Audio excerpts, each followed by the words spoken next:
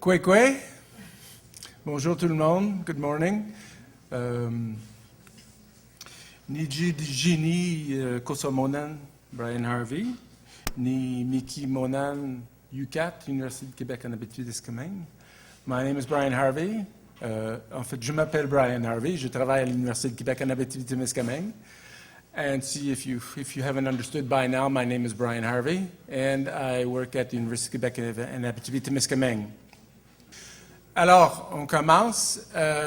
En vertu de la loi sur les PAC, le ministre du Développement durable, de l'Environnement et des PAC, M. Pierre Arcan, m'avait demandé de présider en son nom cette réunion des audiences publiques qui se déroulera sur les 2 prochaines journées. Je vais juste être sûr que je ne manque rien dans ce que je devrais dire. Durant les audiences, mon rôle essentiellement est de vous écouter, de vous laisser vous exprimer de vos préoccupations, vos points d'intérêt, vos opinions sur le projet de PAC. Peut-être poser quelques questions d'éclaircissement si c'est nécessaire. Mais autrement, de vous écouter, et je vous assure, c'est ça ce que je vais faire dans les 2 prochains jours. Mon rôle n'est pas de filtrer votre information, de vous argumenter du tout, c'est de vous écouter. Le ministère a reçu au-dessus de 600 mémoires, et je vous dis tout de suite, je ne les ai pas tous lus. Mais j'ai lu toutes les mémoires qui vont être présentées en fin de semaine, au-dessus de 70. Et donc, on a une fin de semaine très chargée, où est-ce que ça va dérouler un après l'autre. Et je souhaite qu'on fait ça dans un respect absolu pour l'un et l'autre, et dans le calme. Vous allez entendre des choses qui vous dérangent ou avec lesquelles vous n'êtes pas d'accord, vous allez entendre des choses avec lesquelles vous êtes tout à fait d'accord. Mais je vous demanderai de ne pas applaudir, de ne pas huer ou siffler ou quoi que ce soit comme ça. S'il vous plaît, vous pouvez sourire, grimacer, clignoter les yeux ou shake your nose ou ce que vous voulez, mais on va rester dans le calme, s'il vous plaît. Alors, je pense que ça, c'est les points les plus importants que j'avais à dire pour l'instant. Moi, j'ai aussi un mémoire à écrire, en fait, un rapport des audiences qui devrait être déposé au ministère au cours de l'automne, qui devrait refléter ce qui a été dit à ces 2 jours d'audience. Sustainable Development, Environment and Parks, Pierre Arcan has asked me to represent him during these public hearings, the next 2 days. The ministry received over 600 memoirs. How do you say memoir? Briefs. Thank you. Briefs in between the time of the consultations, and I haven't read all 600, but I have read the 70 or so that will be presented here in the next 2 days. So my role is essentially to listen to you, to understand what are your preoccupations, your concerns, your interests concerning the park. I am not here to argue with you. I'm not here to put you on the defensive or anything. I'm just here to take your memories, your briefs. And I will be writing a report. Sometime I have the 70 briefs plus 300 or 530 other briefs to read. But so I will be writing a report during the course of the fall, so sometime in the fall, probably late fall, I will present a report to the Minister, Pierre Arcan. I would just like to reiterate that it's extremely important that these audiences, this meeting, these public hearings, occur in a solemn atmosphere. Donc, I would ask everyone to please respect what people have to say. You may not agree with it, but whether you agree with it or not, I would ask you to please not clap, not whistle, not boo, not show any audible sounds of emotion, so that we can carry on these audiences in a respectful manner. The way the meeting is going to happen is associations will have 10 minutes to present their brief, followed by a period of 5 minutes where I can ask questions for clarification.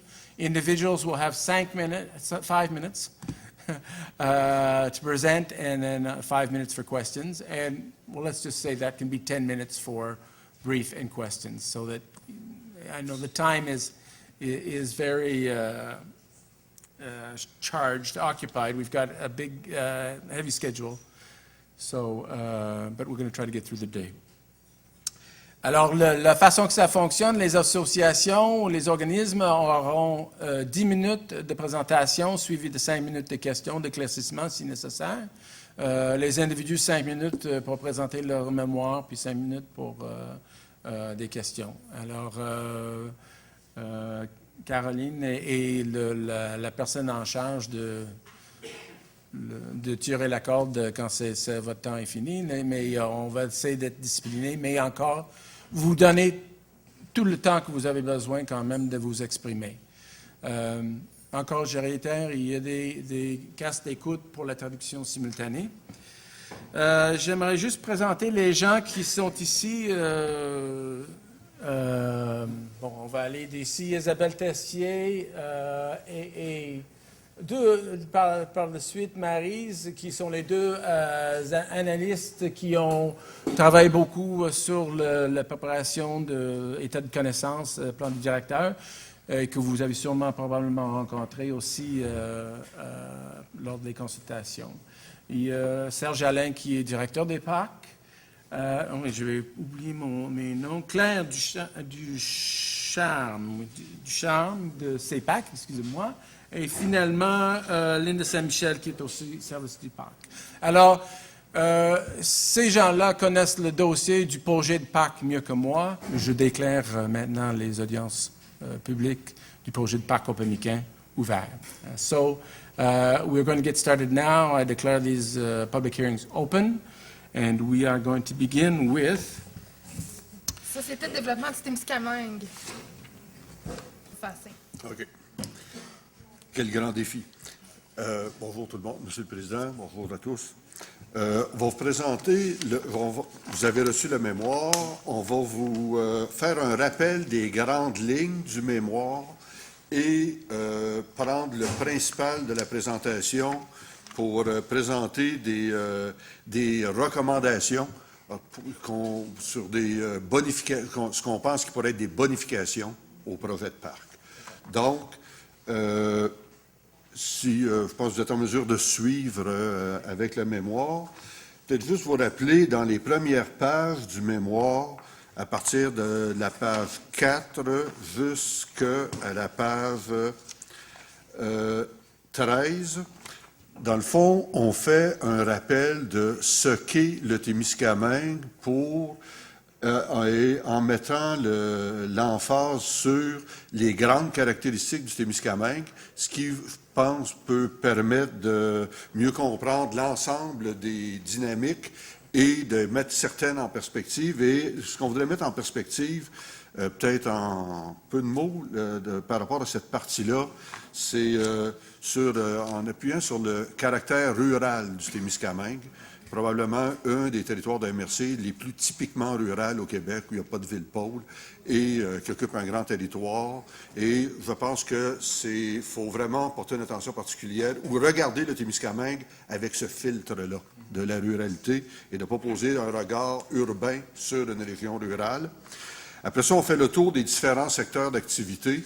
Les dynamiques au niveau des secteurs d'activité économique, forêt, agro, tourisme, particularité dans le secteur commercial sur laquelle on veut porter votre attention, c'est l'interdépendance de l'économie témiscamienne avec l'économie ontarienne.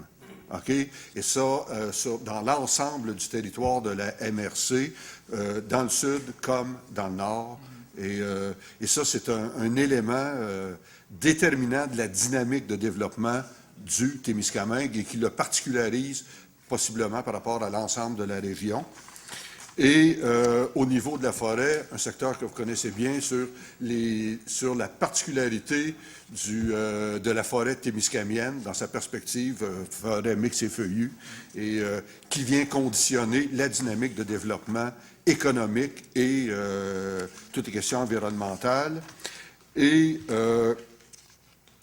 dans le fond, je clôturerais, je fermerais ces premières pages-là sur les particularités du territoire pour porter votre attention sur, entre les pages 14 et 21, où on fait un petit rappel des perspectives, d'essayer de donner une perspective historique au projet de parc actuel, en rappelant que c'est le 3e projet de parc national au Témiscamingue. Ça ne s'appelait pas nécessairement parc national, mais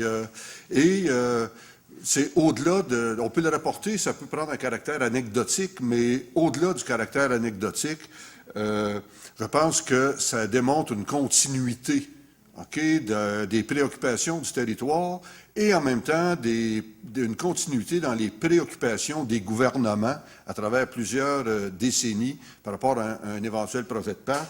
Mais, et on ne peut pas éviter de vous dire que, dans le fond, le premier projet de parc, début des années 30, et c'est très bien présenté dans le mémoire dans quel contexte ce projet-là est arrivé, mais ce qui est particulièrement intéressant, c'est exactement le secteur qui est touché par le projet de parc actuellement. Dans le fond, ce qu'on annonçait à l'époque, c'était le gouvernement créera une réserve forestière pour faire un parc provincial entre le lac Kipawa et le lac Témiscamingue. Et on est dans les années 30.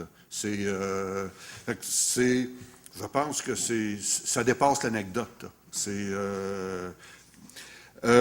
Ensuite, il y a eu un deuxième projet de parc au début des années 70 qui visait, dans le fond, les mêmes dynamiques, de mettre en perspective les mêmes caractéristiques, les mêmes enjeux environnementaux, les mêmes enjeux économiques, et les mêmes enjeux sociaux. Et ce projet de parc-là se situait un peu au nord du lac Kipawa, mais dans le même écosystème vraiment dans le même écosystème que celui qui a été qui est la zone de diversité, de biodiversité protégée actuellement. Et ce projet-là avait été supporté par une mobilisation très large du Témiscamingue. Dans le fond, on a reproduit les documents d'époque. C'est bien de les mettre les lire avec les lunettes de l'époque.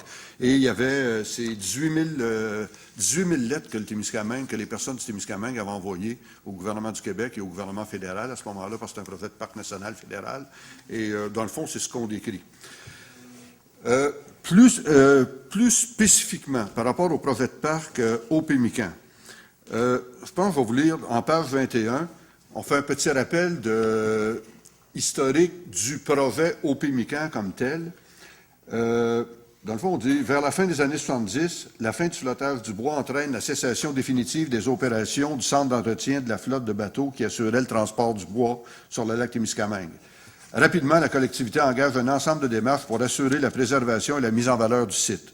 Une étude commandée par des intervenants locaux et régionaux propose un plan important de mise en valeur touristique du site. Malheureusement ou heureusement, il fait impossible de mobiliser les capitaux nécessaires à la réalisation du projet, de plusieurs millions à l'époque. Il s'ensuivit un recentrage sur la conservation des bâtiments qui, quelques années plus tard, fut reconnu d'intérêt public par le ministère de la Culture. L'acquisition des terrains par un organisme non lucratif se fit aussi au prix d'une cession d'une partie de ceux-ci pour des fins de développement immobilier. D'effort en effort fut préservé le site qui est devenu le parc régional et ainsi élargir son statut de protection aux forêts environnantes. Mais cette nouvelle situation a aussi eu comme conséquence d'alourdir les responsabilités des bénévoles.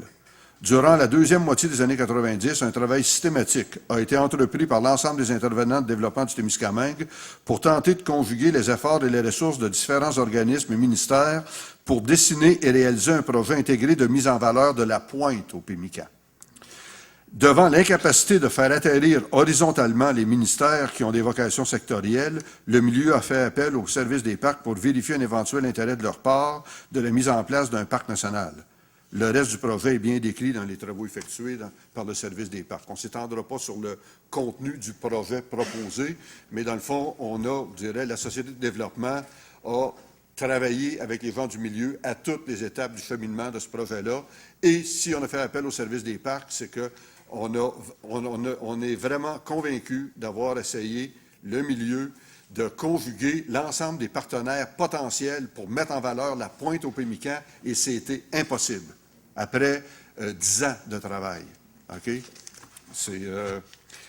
Après ça, dans le document 22-23, on fait un rappel de comment ce projet-là, depuis 2002, OK, a été intégré à la dynamique de développement du territoire via le plan d'action stratégique du Témiscamingue. Ce plan-là a été mis en place et est suivi et géré par l'ensemble des organismes du territoire, à partir évidemment, la Société de développement. On y travaille fort, mais avec la MRC, avec le réseau de la santé, l'éducation, la culture, les organismes communautaires, les groupes de jeunes et les femmes.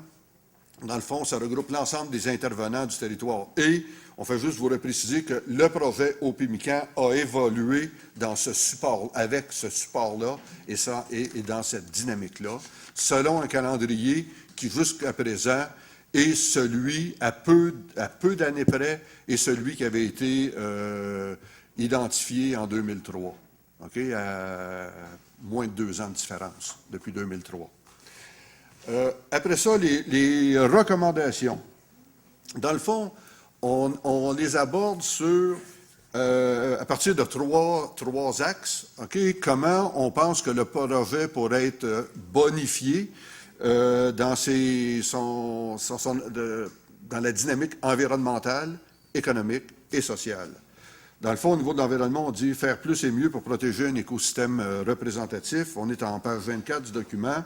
Le premier point, accroître la représentation de l'écosystème protégé par le parc au Pémican en ajoutant une ceinture de protection périphérique. Dans le fond, ce qu'on dit, c'est autour du parc au Pémican, il existe 24 ou 25 statuts de protection, OK, pour un territoire. Et il y a, dans ces différents statuts-là, il y aurait possiblement moyen d'accroître la représentation de l'écosystème protégé et en donnant des statuts de protection, différents niveaux, OK,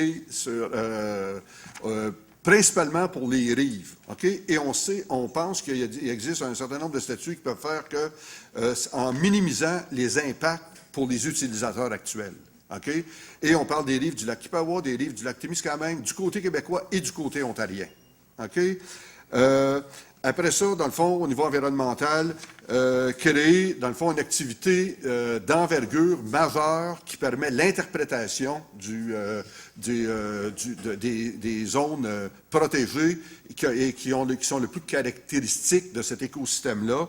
Et là, on parle d'une via ferrata. Dans le fond, c'est expliqué comment. Après ça, on parle au niveau environnemental qu'il y ait vraiment un travail systématique qui soit fait pour rendre accessible aux chercheurs ce territoire-là en facilitant le travail, parce qu'on sait qu'on est en déficit au Québec, selon notre analyse, okay, de la connaissance de l'évolution de l'écosystème de la forêt mixte et feuillue, et qu'on a un rattrapage à faire et qu'on pourrait faciliter la recherche. Et on tourne autour de ça, puis il y a d'autres points qui ont été soulignés, sauf dans le temps, ça arrive. Au niveau économique, dans le fond, on parle de la maximisation des retombées, et dans le fond, on peut résumer les différentes recommandations au niveau économique, à dire, c'est le temps de commencer un travail systématique avec ceux qui vont gérer le parc, OK, pour maximiser les retombées lors de l'implantation, assurer les complémentarités par rapport à la stratégie de mise en valeur touristique et sur la marketing et sur toutes les activités de promotion du site, entre autres particulièrement avec l'Ontario. Et au niveau social, dans le fond, en disant, il y a Dans l'écosystème représenté, il n'y a pas juste de la faune et de la flore, il y a des humains. Et ces humains-là, c'est les communautés algonquines du Témiscamingue et la population locale, avec les caractéristiques de cette ruralité-là. Et dans le fond, c'est cette culture-là, okay, qui est ce territoire sur lequel il y a des différents groupes partagent cette culture-là. Il faut donner là aussi des facilités, okay, par des infrastructures de type agora ou de type qui vont faciliter des activités culturelles, des expositions, etc. Plus qu'un petit comptoir, ça fait plus qu'une minute. Merci. Merci, M. le Président.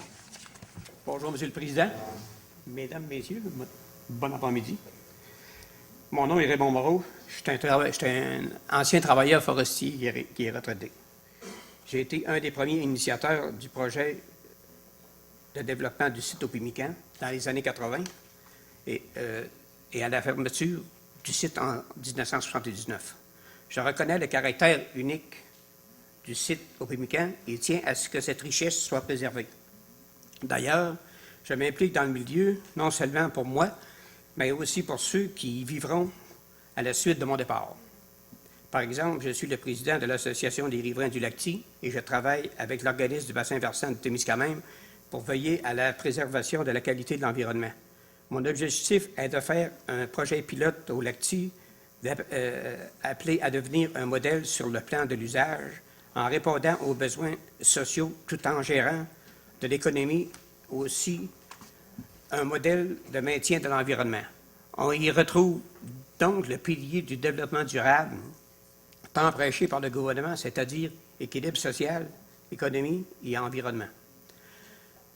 Une des raisons pour lesquelles je vous présente ce mémoire est qu'il est malheureux que les citoyens de la municipalité de Témiscamingue n'aient pu donner leur opinion concernant le plan directeur provisoire qui nous a été présenté lors de l'Assemblée d'information qui s'est tenue à Témiscamingue le 18 avril dernier.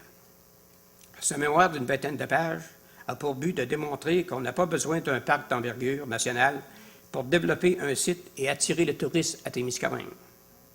Ainsi, je propose de développer le site sur les 6,1 km² de la pointe d'Opimican, tel qu'illustré en page couverture. Les raisons de cette proposition sont décrites à la page 3 et 4 du mémoire. Problématique pour les citoyens de Témiscamingue-Sud. À quelques kilomètres de la municipalité de Témiscamingue, on retrouve la réserve Beauchesne, le ZEC Rostigo, le ZEC Kipawa, le ZEC Maganasipi, le ZEC du Moine, les sentiers de motoneige et de VTT enregistrés, obligeant les utilisateurs de ces terrains à payer des redevances. Voir en annexe 1 et 2 de la page 19 et 20. Pour ce projet de parc national, on demande encore une fois aux citoyens de Témiscamingue de restreindre le peu de territoire qu'il leur reste. La figure de la page 8 montre que dans un rayon de 50 à 60 km, les citoyens réduiront de 10,7 à 9 le territoire disponible pour des développements futurs. Le projet tel que présenté est morcelé par plusieurs secteurs, ce qui le rend difficilement gérable. Okay. Exemple, s'il te plaît, les îles sur le Kipawa. Si on remarque à la page 10 de mon mémoire, ça le voit. Le but de développer une attraction touristique est d'attirer le tourisme afin que les retombées économiques puissent justifier la dépense occasionnée. Étant donné que le site serait d'une superficie restreinte, la protection et le contrôle des activités seraient plus faciles à gérer. L'argent économisé pourrait servir à l'animation du milieu et au développement de PME qui fourniraient les services aux touristes à l'extérieur du périmètre de celui-ci. En limitant le développement au site au Pimican, le reste du territoire sera sans enclave pour son développement futur. J'en parle à la page 9. Le plan directeur provisoire tel que présenté n'est pas acceptable et accepté par les citoyens de Témiscamingue. Voilà l'annexe 3 à la page 21. Pour les résultats du vote de consultation en novembre 2009 et les raisons à la page 10 du mémoire. Depuis quelques années, le système gouvernemental, avec la pression des organismes régionaux se disant développeurs de l'économie régionale, sont venus transférer nos systèmes administratifs gouvernementaux afin d'en faire profiter Ville-Marie. Notre pouvoir de persuasion est limité à cause de notre population qui ne fait pas le poids en termes de pression politique en comparaison au reste du comté et nous rend vulnérables aux décisions économiques régionales. Nos emplois et notre économie se vident à petit feu au profit de Ville-Marie. Pour ce qui est de la protection de l'environnement, on n'a pas besoin d'infrastructures gouvernementales pour les protéger. Les expériences antérieures nous prouvent que ceci n'a jamais été efficace. Que les règlements déjà mis en place soient respectés et l'environnement s'en portera déjà beaucoup mieux. À ce propos, tel que présenté, vous allez créer une division entre...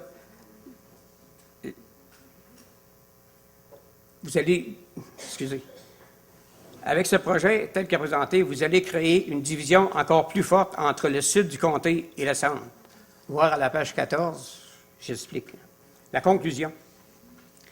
Je crois qu'il serait sage de modifier le plan proposé afin d'exclure le territoire situé à l'est de la route 101 et de développer le plus tôt possible le site d'Opimican avant que sa dégradation se poursuive et que le manque à gagner relié à son exploitation se continue. Le projet de développement du site Opimican, sans grand projet de parc national, est, à mon avis, la meilleure solution pour tenter d'unir les citoyens de Témiscamingue et Ville-Marie. Les deux municipalités profiteront des bienfaits économiques qu'apportera un site bien développé et les citoyens de Témiscamingue pourront continuer de développer des terrains de villégiature à l'est de la route 101 dans un concept de développement durable qui répond à ses besoins sociaux, économiques, tout en préservant l'environnement. Raymond Moreau, un citoyen impliqué. Nous allons intervenir dans son dossier pour faire ressortir la grande importance de ce parc pour l'industrie touristique, pour Témiscamingue et pour l'Abitibi-Témiscamingue également. L'Association touristique est l'intervenant privilégié du gouvernement pour l'industrie touristique dans la région. Je voudrais qu'on situe notre organisme d'une façon très claire. On représente plus de 400 membres en partenariat avec eux et aussi, nous avons été reconnus dernièrement comme étant aptes à siéger à la commission administrative régionale et le tourisme a obtenu un poste, donc il nous a été délégué par le fait même. Je suis accompagné également de Stéphanie Lamarche, qui est directrice marketing et communication à l'ATR. Stéphanie a préparé, conjointement avec d'autres personnes au bureau, le mémoire qu'on vous a présenté. Et elle est là aussi pour tout l'aspect technique. Si jamais il y a des questions plus pointues, je ne me sens pas capable d'y répondre. La position de tourisme Abitibi-Témiscamingue, vous avez la résolution en annexe. Le 13 mars 2012, on a réitéré notre appui à ce projet et j'invite les membres de la commission à bien lire les attendus cas, les attendus qu'il y a dans cette résolution, parce que c'est à partir de ces attendus que les membres du conseil d'administration ont réaffirmé leur appui à ce projet de parc. Je n'ai pas l'intention de faire le tour du mémoire, mais je vais attirer votre attention sur certains éléments. Il y a 5 ans, Tourisme Abitibi-Témiscamingue entreprenait une démarche dans la région, dans les deux secteurs, Abitibi et Témiscamingue. On rencontrait les citoyens et on leur posait une question qui était pourtant très simple. On leur disait pourquoi? Pourquoi que le tourisme c'est important chez nous? Pourquoi que nos municipalités devraient investir des sommes d'argent pour soutenir des événements, soutenir des attraits touristiques et soutenir aussi l'ensemble de l'industrie touristique. Et je dois vous dire que la réponse a été très claire. Elle a été très claire et la réponse nous est venue de citoyens, autant du secteur Abitibi que du secteur Témiscamingue. On désire et on veut et on insiste que notre municipalité investisse pour notre qualité de vie, d'abord à nous, citoyens de la région. Et ça, je pense que c'est très important et c'est ça qui nous permet aujourd'hui d'intervenir devant vous, Monsieur le Président. Parallèle à ça, vous les avez en annexe également.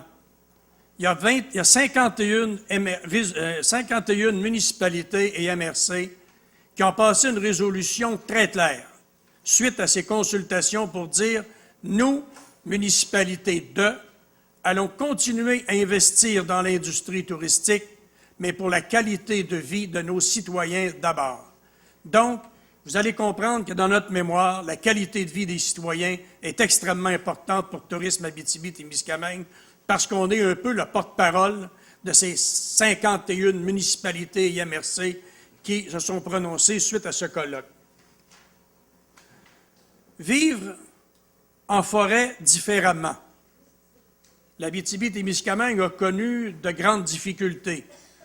Difficultés de la forêt, difficultés également de tout le côté agricole, avec tout le phénomène qu'on a connu de la vache folle, par exemple, où l'économie de notre région en a pris pour son rhume, où l'économie des citoyens a porté cette économie-là qui périclitait, a amené les citoyens à être pessimistes sur leur avenir. L'arrivée de cette étude d'un nouveau parc chez nous, je pense que c'est un espoir d'avenir.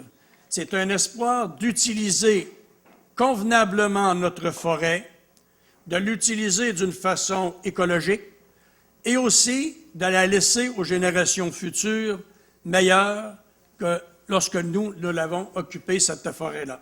Donc, c'est important de bien comprendre que les activités dans un parc, activités plein air, activités complémentaires comme le kayak, l'eau, les sentiers pédestres, enfin tout ça, c'est très important et c'est aussi une sensibilisation des citoyens et des citoyennes à occuper un territoire d'une façon raisonnable, écologique et encadrée.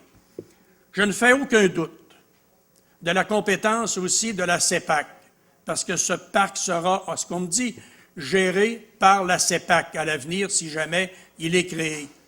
La CEPAC possède une expertise extrêmement importante, sont extrêmement sévères sur les règles et l'application des règles. Ils sont extrêmement sévères et on a essayé des fois de faire des petits accros, et on a été rebroués, c'est très clair, eux autres, ils ont des règles très précises et le parc est un lieu paisible, est un lieu familial, est un lieu d'abord pour les citoyens de la région qui en profitent, mais drôlement important pour l'industrie touristique régionale.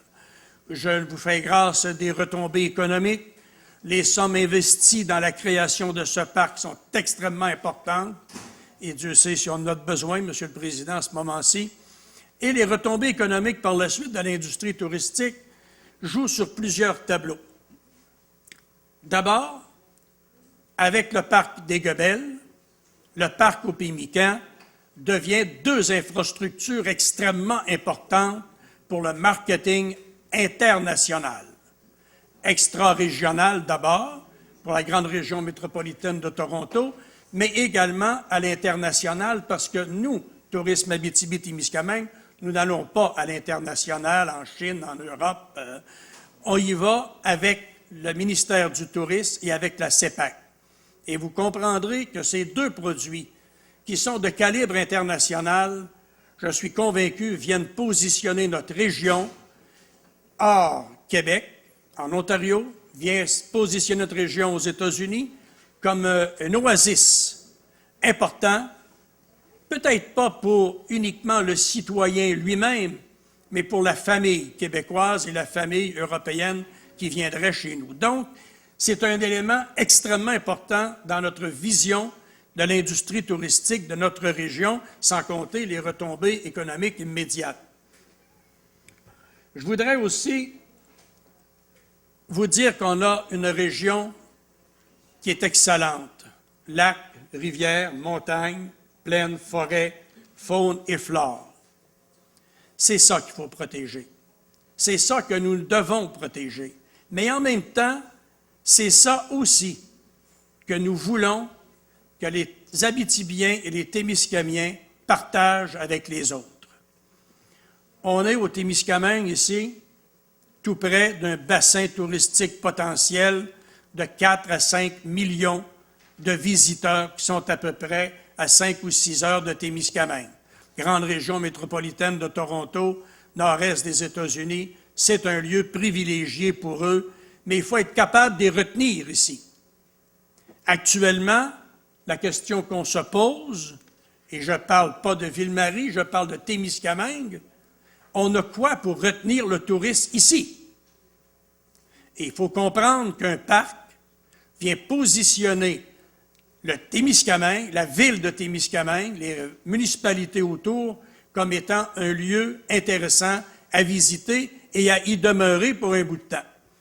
Le touriste qui nous vient de Montréal, la grande région métropolitaine de Montréal, je vais le dire moins fort, arrête en Abitibi. Il arrête en Abitibi. Très rare, ils se rendent au Témiscamingue. Pourtant, Dieu sait que toute la région du Témiscamingue, de beaux événements, de beaux attraits touristiques, et l'arrivée de ce parc va les inciter davantage à continuer leur séjour. Donc, région métropolitaine de Toronto, porte d'entrée Témiscamingue, et si on est capable, avec un parc national à Témiscamingue, d'aller chercher cette clientèle qui est naturelle chez nous, région métropolitaine et nord-est ontarien, qui nous arrive de Montréal, de continuer de profiter du parc des Goebels, mais aussi de croire qu'il y a un nouvel oasis pour eux dans la région, ici, à Témiscamingue. Il faut bien se rendre compte que le tourisme a évolué. Il y a quelques années, les visiteurs nous disaient « Qu'est-ce que je peux voir ici? » Et aujourd'hui, ils nous disent « Qu'est-ce que je peux faire chez vous? Qu'est-ce que tu as à m'offrir que je peux faire avec mon conjoint ou ma conjointe et avec mes enfants? Qu'est-ce que je peux faire ici? » Et les activités à l'intérieur d'un parc qui sont coordonnées, qui sont bien organisées et sécuritaires, je pense que pour nous, c'est un plus et qu'au Pémican, c'est sans réserve que l'association touristique y croit et c'est sans réserve qu'on vous dit aujourd'hui, on en a besoin de ce parc pour Témiscamingue, pour le Témiscamingue, pour l'Abitibi et aussi pour l'Abitibi-Témiscamingue. Je pense que c'est essentiel. Donc, je vous invite à tout le monde à relire ou à lire notre mémoire, qui est beaucoup plus complet. On parle de retombées économiques. Alors, et en terminant, je pense que si le parc au Pémican prend forme un jour, on aura écrit une page d'histoire dans notre région avec 2 oasis extrêmement importants, et Goebel et au Pémican, des infrastructures essentielles à la qualité de vie de nos citoyens. Et c'est ça qui nous amène aujourd'hui à vous présenter ce mémoire. Merci beaucoup. Merci. L'agence Voyage Tourisme Évasion a débuté son projet en 2009. Elle détient en compte un permis d'agence réceptive en Abitibi-Témiscamingue. Notre mission, donc, c'est une agence réceptive, c'est une entreprise commerciale qui sélectionne, représente et assemble des prestations de services de qualité exceptionnelle de sa région d'accueil et les met en marché par l'intermédiaire des tours opérateurs. Nos objectifs sont d'offrir des forfaits de qualité à une clientèle de groupe ou individuelle, d'offrir un service qui procure une rentabilité à Témis Évasion et aux autres pourvoyeurs du Témiscamingue, et naturellement prioriser l'achat local. La présente a pour but d'apporter mon appui au Parc national d'Opémican. La limite proposée est tout à fait représentative des éléments à conserver, à mettre en valeur. De plus, selon moi, les activités proposées correspondent aux demandes de la clientèle chez Voyage Témis Évasion. Un parc de la CEPAC est un produit d'appel important pour le Témiscamingue. Avoir un parc national est un argument de vente des plus influents pour la clientèle de groupe et individuelle qui parvient de l'étranger. Le Témiscamingue est une région qui gagne à être connue, donc l'ajout d'un parc à l'offre touristique sera des plus profitables pour une entreprise comme la mienne et également pour les Témiscamiens. Au plaisir d'accueillir le nouveau parc. Bonjour, M. Harvey. Moi, je m'appelle Martin Savard, je représente le club White Lake. Madame Lita Gravel à côté de moi. Comme vous l'avez sûrement lu dans différents documents que nous avons fournis avec notre mémoire, les photos du club ont été prises depuis aussi loin que 1920. Au moment, M. Gilbert Samuel avait été embauché par un riche Américain appelé M. Wright, un touriste de la région de New York, pour lui faire bâtir des camps de chasse et de pêche pour lui et pour ses invités. Il devrait y avoir de la musique qui joue avec notre présentation aussi. Dans ces années, c'était seulement les fortunés, les docteurs, les pharmaciens, les chirurgiens qui venaient au club White Lake. M. Wright demandait également à M. Samuel d'être son guide lors de nombreux voyages au Québec.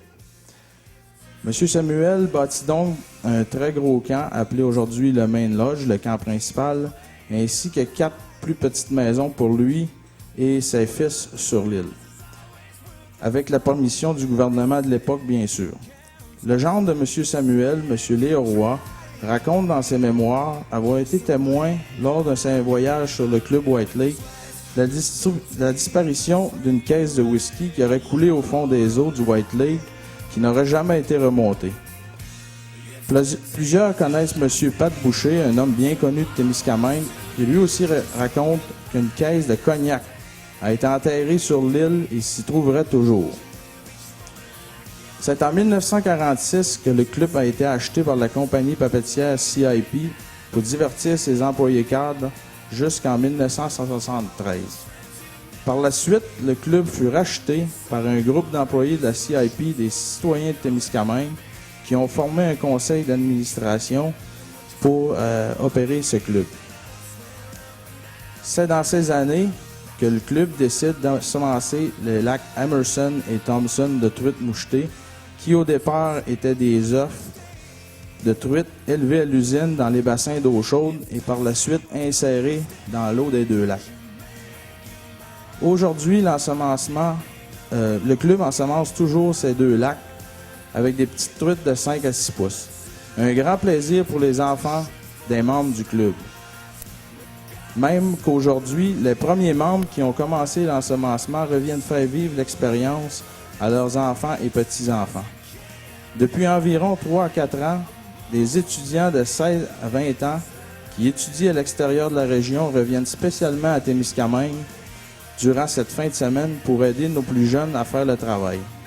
C'est un sentiment exceptionnel de voir que des jeunes étudiants de leur âge veulent transmettre leur savoir à nos propres enfants. À quelque part, je me dis que nous avons fait quelque chose de bon pour que ces jeunes de 20 ans veulent revenir investir de leur temps bénévolement pour aider les enfants de 4 à 12 ans de Témiscamingue. Il n'y aura jamais personne d'assis dans un bureau gouvernemental qui pourra expérimenter cette expérience, cette sensation. Ça se transmet seulement que de père, mère en fils et filles. Tant et aussi longtemps que nous ne l'avons pas vécu, on ne peut comprendre. Essayez d'imaginer un enfant de 7 ans qui, 5 ans passés, ont ensemencé des truites de 5 pouces dans un lac et qui aujourd'hui, à 12 ans, pêche des truites de 3,5 livres à 4 livres, le sourire et le bonheur que cela lui procure. J'en ai des frissons dans le dos.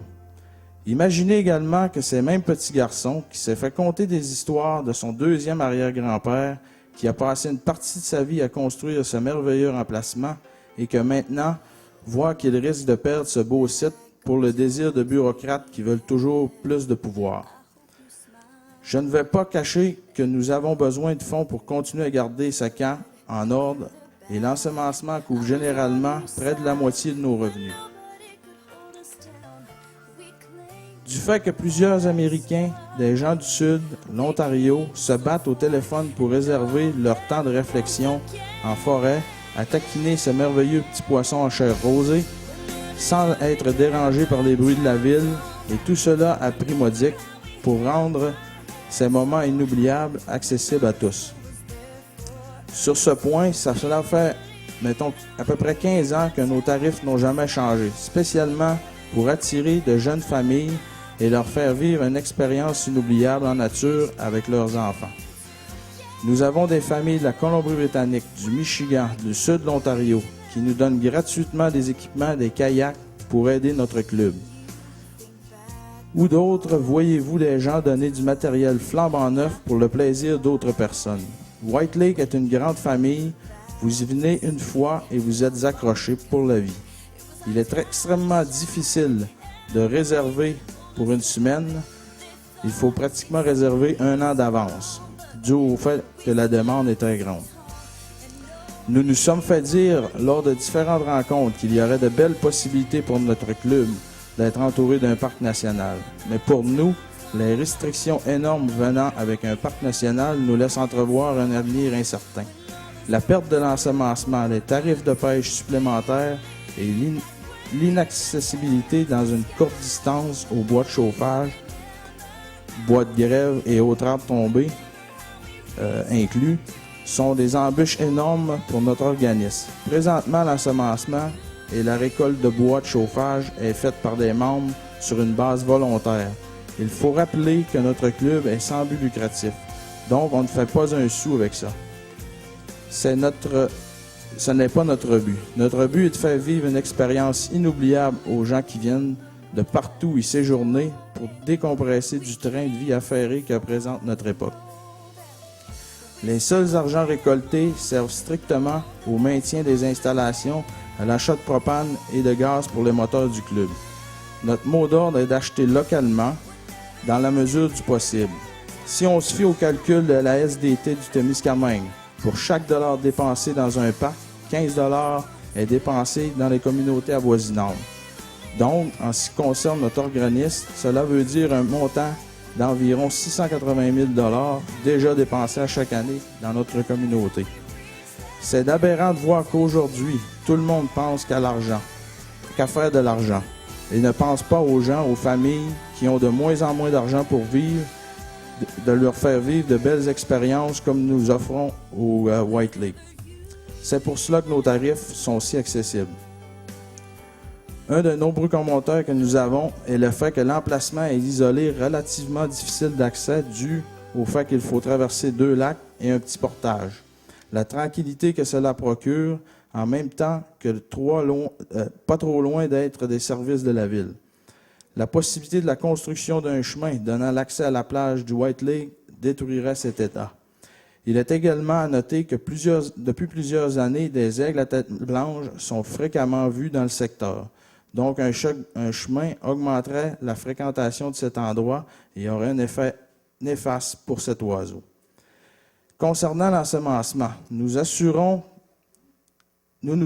que notre fournisseur nous fournisse une qualité de poissons en bonne santé des truites que nous achetons. Il est à noter qu'aucune truite mouchetée n'a été prise dans le White Lake depuis toutes les années que nous faisons cette activité. Donc, ces truites ne se dispersent pas dans d'autres plans d'eau. Avec tous les bienfaits que nous prodiguons à l'environnement et notre communauté, je vous demande, Monsieur le Président, de tout faire en votre pouvoir pour lever les restrictions majeures qui affligeraient notre organisme et une disparition quasi certaine de cette dernière. Présentement, il n'y a aucune garantie des bienfaits d'un parc pour notre organisme. Le fait que le club White Lake, que les lacs White, Long, Croche, Eagle, Thompson et Emerson pourraient être fermés à n'importe quel temps de l'année en raison d'un quota de pêche atteint serait encore une fois catastrophique pour nous. L'ensemencement du Thompson et Emerson a commencé au début des années 70, dû au fait que ces 2 lacs avaient été empoisonnés par le ministère. Donc, l'arrêt de cette activité occasionnerait la mort de ces 2 plans d'eau. Par conséquent, la disparition des truites mouchetées est une autre perte catastrophique pour nous. Nous sommes ouverts de 25 à 27 semaines par année et un parc le serait de 8 à 10, le temps des vacances scolaires. White Lake fait partie de l'héritage de Témiscamingue et de Kippawa. Nous devons tout faire pour préserver ce trésor régional. Mon garçon et ma fille sont la 5e génération, donc l'arrière-petit-fils de M. Samuel. J'aimerais bien qu'un jour, ils puissent vivre les mêmes expériences avec leur enfant que je vis présentement avec les miens au White Lake. C'est pour cette raison, avec les conditions et les limites actuelles que le Parc national au Pémican apporte, le conseil d'administration du club White Lake n'est pas en faveur de la création d'un parc national au Pémican. Merci. Moi, ça ne sera pas long. Les seuls points que je vais apporter, ça fait des plusieurs années que moi, mon garçon, ma fille, plus dur avec ma fille, c'est moins des... en tout cas, dans mon cas, là, ma fille est moins fervente du plein air que moi, mon garçon. Ça va nous enlever un endroit formidable pour la petite chasse. C'est ça que j'avais écrit dans mon mémoire, que à toutes les années, on n'a pas besoin de faire des longues distances pour pratiquer ce sport, que le gouvernement des ressources naturelles nous vante, nous disent que c'est des merveilleux pratiques à faire en famille, qui est vrai, qui n'est pas dispendieux, puis qui est vrai. D'autant plus que si dans la région, vous avez probablement vu la carte, je l'ai si vous ne l'avez pas vu, avec toutes les EC qu'on a alentour, c'est plus vraiment accessible. Bien, c'est encore accessible nulle part, mais les coûts, il faut défrayer partout, il faut défrayer. Comme on expliquait avec le White Lake, les coûts de la vie, on a quand même des emplois sensiblement raisonnables ici à Témiscamingue, mais c'est pas encore, comparativement à ce que ça nous coûte pour vivre, c'est extrêmement cher. Moi, qu'est-ce qui excusez le mot, me dégoûte le plus là-dedans, c'est qu'on veut toujours faire plus d'argent, plus d'argent, plus d'argent. Puis vraiment, le côté humain de la chose, là, le 95% des personnes, des citoyens, qu'est-ce qu'ils veulent, eux, c'est profiter de la nature. Puis sans que, c'est depuis des années que ça ne nous coûte rien pour se servir de ce territoire-là. Puis là, tout d'un coup, on l'a barré, puis on est encerclé avec les EC et tout ça. C'est ça qui me dérange le plus. Il faudrait que la société réalise que, éventuellement, là, les coûts ne peuvent pas continuer de monter comme ça tout le temps. Il faut qu'il y ait des choses qui changent. Parce qu'on le voit dans l'histoire du passé, quand il y avait une saturation, pas des services, mais il y a toujours des guerres qui éclatent. On le voit, l'Irak, c'est le pétrole. Tout le monde veut s'approprier le pétrole, puis boum, à un moment donné, ça vient que ça éclate. Okay. C'est la même chose avec notre forêt. Tout le monde veut se l'approprier. Elle est accessible à tout le monde gratuitement maintenant. Puis cet affaire-là va changer. C'était juste le seul point que j'avais à dire. Okay. Donc, c'est vraiment la question d'accessibilité. Okay. Accessibilité puis de coût. L'accessibilité, on va quand même l'avoir encore, mais pas pour la chasse, pas pour... Ben, c'est sûr que j'imagine que dans d'autres secteurs de la province ou ailleurs sur la planète, il y a des endroits où les gens sont habitués. C'est parce que on paye pour aller à la ronde parce que c'est merveilleux, on vit des sensations. Les sensations peuvent être fortes en nature aussi. Là. Donc, c'est sûr que quand vous l'avez toujours eu gratuit, le paye, c'est frustrant. Puis je comprends ça aussi. Moi, je suis chasseur.